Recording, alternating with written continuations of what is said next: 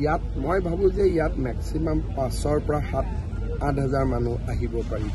সেইকাৰণে ৰাজহুৱা কৰি জুবিনৰ শেষকৃত্য অনুষ্ঠানটো যদি গাঁৱে ভূঞে আমি টিভি LED লগাওঁ ভাল হ'ব। আৰু মই চৰকাৰকো ক'ম যে আটাইকেইখন ডিষ্ট্ৰিক্টসকলকো গধূলি মই কৈ দিম যাতে সকলো জেগাতে তেওঁলোকে ৰাজহুৱা স্থান ৰাজহুৱা খেলপথাৰত LED লগাব। কিমান সময়ত ৰাতিপুৱা তাৰ পৰা অনাৰ ব্যৱস্থা? আমাৰ মনত ইচ্ছা আছে 7:30, কিন্তু প্ৰস্তুতি কৰোঁতে হয়তো আধা ঘণ্টা দেৰিও হ'ব। আৰু অকণমান 7:30 ইয়াত আহিলে আমি 10টা বজাত পাই যাম। আৰু খুব ৰ'দো বেছি, সেইকাৰণে আকৌ যোৱাৰ কালিও প্ৰায় 300তকৈ বেছি মানুহৰ ডায়েৰিয়া হৈছে। তাতে আমি সৰু সজাইত হস্পিটেল এখন বনাই ৰাখিছিলোঁ বুলি বিশেষ দুৰ্ঘটনা নোহোৱাকৈ থাকি গ'ল। সেইকাৰণে আমি এই সময়টো আপোনালোকেও দেখিছে, যদি বৰষুণ নহয় গৰম হৈ এই সময়ত থিয় হৈ থকাটো যথেষ্ট কষ্ট। সেইকাৰণে আমি যিমান সোনকালে পাৰোঁ আমি ৰাতিপুৱাই আৰম্ভ কৰিব বিচাৰোঁ। আজি এটাই কালি হৈ যাওক, জুবিনৰ অনুৰাগীসকলৰ পৰাও নাম আহিব, পৰামৰ্শ আহিব। মই আগতে কৈছোঁ যে চৰকাৰে অলপ আগতীয়াকৈ কামবোৰ কৰিলে মানুহে ভাল নাপাব। ৰাইজৰ পৰা পৰামৰ্শ আহক, ৰাইজে কথাখিনি ক'লে আমি চৰকাৰে গ্ৰহণ কৰাৰ বেছিক অনুষ্ঠানটো হৈছে যে আমাৰ টেলিভিছন। মই ভাবোঁ যে জুবিনৰ শেষকৃত্য চোৱাৰ আটাইতকৈ ভাল মিডিয়ামটো হৈছে টেলিভিছন।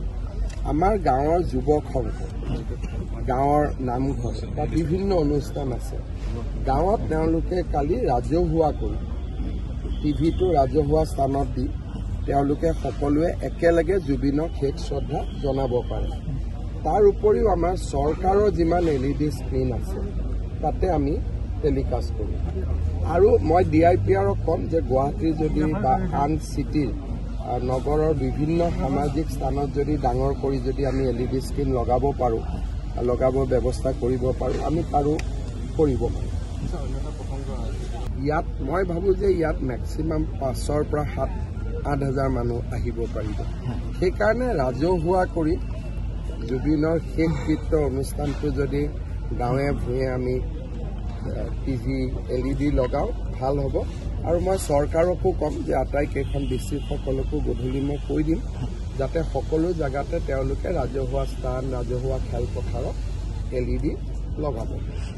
কিমান সময়ত ৰাতিপুৱা তাৰ পৰা অনাৰ ব্যৱস্থা? আমাৰ মনত ইচ্ছা আছে 7:30, কিন্তু প্ৰস্তুতি কৰোঁতে হয়তো আধা ঘণ্টা দেৰিও হ'ব। আৰু অকণমান 7:30 ইয়াত আহিলে আমি 10টা বজাত পাই যাম। আৰু খুব ৰ'দো বেছি, সেইকাৰণে আকৌ যোৱাৰ কালিও প্ৰায় 300তকৈ বেছি মানুহৰ ডায়েৰিয়া হৈছে। তাতে আমি সৰু সজাইত হস্পিটেল এখন বনাই ৰাখিছিলোঁ বুলি বিশেষ দুৰ্ঘটনা নোহোৱাকৈ থাকি গ'ল।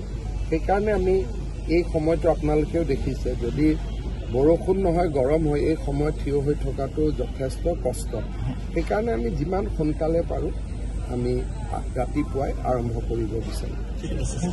আজি এটাই কালি হৈ যাওক, জুবিনৰ অনুৰাগীসকলৰ পৰাও নাম আহিব, পৰামৰ্শ আহিব। মই আগতে কৈছোঁ যে চৰকাৰে অলপ আগতীয়াকৈ কামবোৰ কৰিলে মানুহে ভাল নাপাব।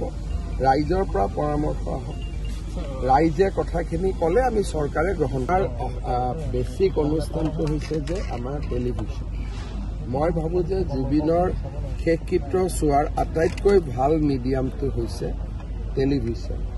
আমাৰ গাঁৱৰ যুৱক সংঘ, গাঁৱৰ নামঘৰ বা বিভিন্ন অনুষ্ঠান আছে, গাঁৱত তেওঁলোকে কালি ৰাজহুৱা কৰি টিভিটো ৰাজহুৱা স্থানত দি তেওঁলোকে সকলোৱে একেলগে জুবিনক শেষ শ্ৰদ্ধা জনাব পাৰে।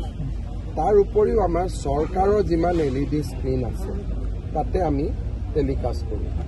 আৰু মই DIPRক ক'ম যে গুৱাহাটীৰ যদি বা আন চিটিৰ নগৰৰ বিভিন্ন সামাজিক স্থানত যদি ডাঙৰ কৰি যদি আমি LED স্ক্ৰীণ লগাব পাৰোঁ, লগাব ব্যৱস্থা কৰিব পাৰোঁ, আমি পাৰোঁ কৰিব পাৰোঁ।